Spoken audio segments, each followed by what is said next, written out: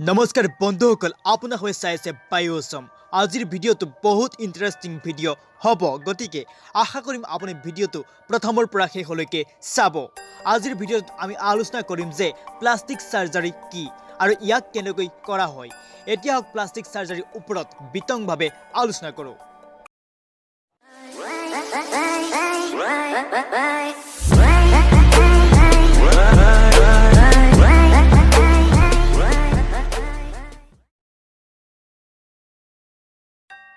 আপোনালোকে নিশ্চয় কৰবাত নহয় কৰবাত প্লাষ্টিক সাৰ্জাৰীৰ বিষয়ে নিশ্চয় শুনিছে আপোনালোকে চাগে ভাবিছে চাগে যে এই সাৰ্জাৰীটো প্লাষ্টিকৰ দ্বাৰা কৰা হয় আৰু ইয়াৰ দ্বাৰা শৰীৰটো সুন্দৰ বনোৱা হয় দৰাচলতে কথাটো সত্য নহয় প্লাষ্টিক শব্দটো গ্ৰীক শব্দৰ পৰা আহিছে ইয়াৰ অসমীয়া শব্দাৰ্থ হৈছে নিৰ্মাণ কৰা নাইবা বনোৱা বন্ধুসকল আপোনালোকক কৈ দিওঁ যে প্লাষ্টিক সাৰ্জাৰী আৰম্ভ দ্বিতীয় বিশ্বযুদ্ধৰ সময়ত হৈছিল যুদ্ধত আক্ৰান্ত হোৱা সৈনিকসকলৰ বাবে এই সাৰ্জাৰীটো উলিওৱা হৈছিল সেই সময়ত প্লাষ্টিক সাৰ্জাৰী উদ্ঘাটন কৰি মেডিকেল সায়েন্সত এক নতুন দিনৰ সূচনা আনিবলৈ চেষ্টা কৰিছিল ইয়াৰ জৰিয়তে কোনো শৰীৰৰ অংগক আন এটা শৰীৰৰ অংগৰ লগত জোৰা লগাব পাৰিছিল এই সাৰ্জাৰীটোৰ জৰিয়তে যিসকল লোকৰ শৰীৰৰ অংগসমূহ ক্ষতিগ্ৰস্ত হৈছিল তেওঁলোকৰ অংগবোৰক ঠিক কৰিব পৰা গৈছিল এই সাৰ্জাৰীটোৰ চীন আৰু দক্ষিণ কোৰিয়াত যথেষ্ট আগবাঢ়ি গৈছে এতিয়া সুন্দৰতা দেখিবৰ বাবে এই সাৰ্জাৰীত ভাৰতটো কিছু পিছ পৰি থকা নাই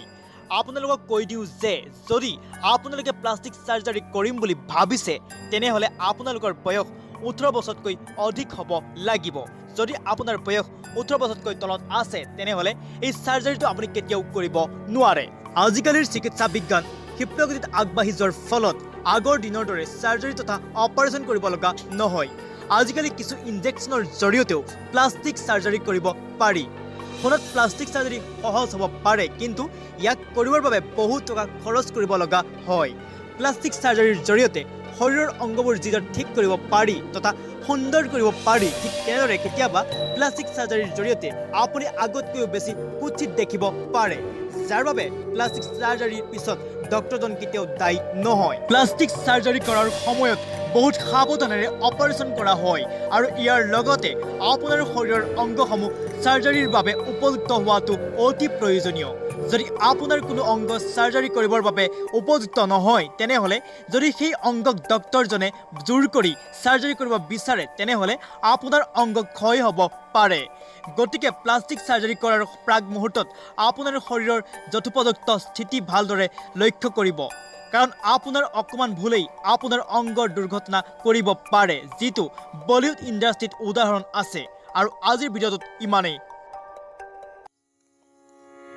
আশা কৰিম আমাৰ ভিডিঅ'টোৱে আপোনাক উচিত ইনফৰমেশ্যন দিব পাৰিছে যদি আমাৰ ভিডিঅ'টো চাই ভাল পাইছে তেনেহ'লে লাইক কৰিব আৰু শ্বেয়াৰ কৰিব যদি এনেধৰণৰ অন্য ভিডিঅ' চাব বিচাৰিছে তেনেহ'লে কমেণ্ট বক্সত গৈ কমেণ্ট কৰিব আৰু লগতে আপুনি যদি আমাৰ চেনেললৈ নতুনকৈ আহিছে তেনেহ'লে ছাবস্ক্ৰাইব কৰিবলৈ একেবাৰে নাপাহৰিব ধন্যবাদ জয় অসম